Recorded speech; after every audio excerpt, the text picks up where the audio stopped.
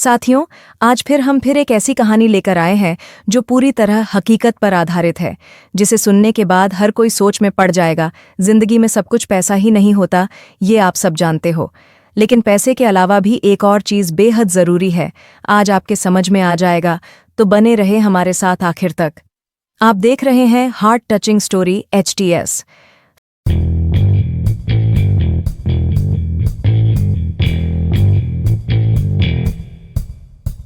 सलोनी की शादी 35 साल की उम्र में हुई।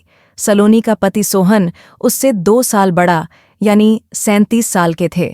सलोनी अपने कैरियर के चक्कर में कैरियर पर फोकस करने में अपनी जिंदगी के कई साल बर्बाद कर चुकी थी। सलोनी अपनी नौकरी के साथ सीधी सादी जिंदगी बसर कर रही थी, लेकिन परिवार वालों के दबाव में उसने सोहन से शादी के लिए हाँ कर दी। सलोनी की माँ हमेशा कहती थी कि शादी कर लो, नहीं तो उम्र निकल जाएगी। शादी के वक्त सोहन की इनकम कम थी और यह बात सलोनी को हमेशा परेशान करती थी। सलोनी सोचती कि क्या वो ऐसे इंसान के साथ खुश रह सकेगी जो आर्थिक रूप से बहुत कमजोर है। फिर भी कहीं न कहीं सलोनी सोहन से प्यार भी करने लगी थी, इसीलिए शादी के लिए राजी हुई थी। लेकिन शादी के बाद कुछ ही महीनों में सलोनी और सोहन के बीच रिश्ते बिगड़ने लगे।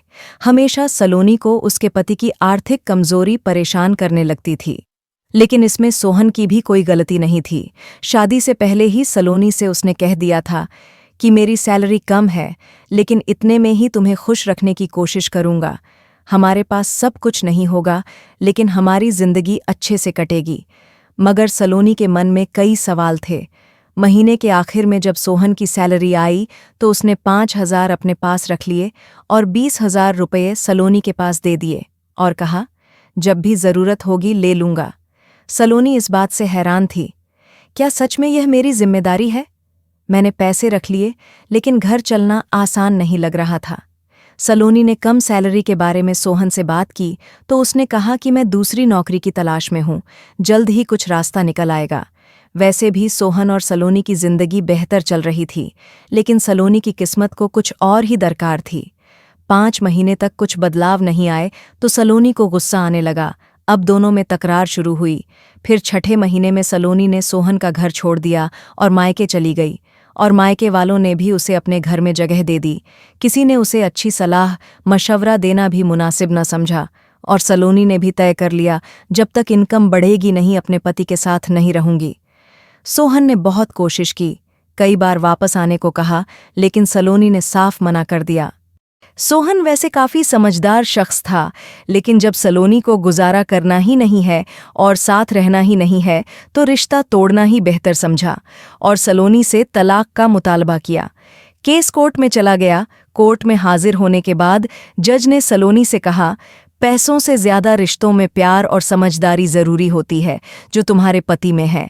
लेकिन सलोनी ने जज की बातों को भी नजरअंदाज कर दिया और तलाक हो गई। अब माँ बाप कितने भी अमीर हो या दयालु, कोई फर्क नहीं पड़ता।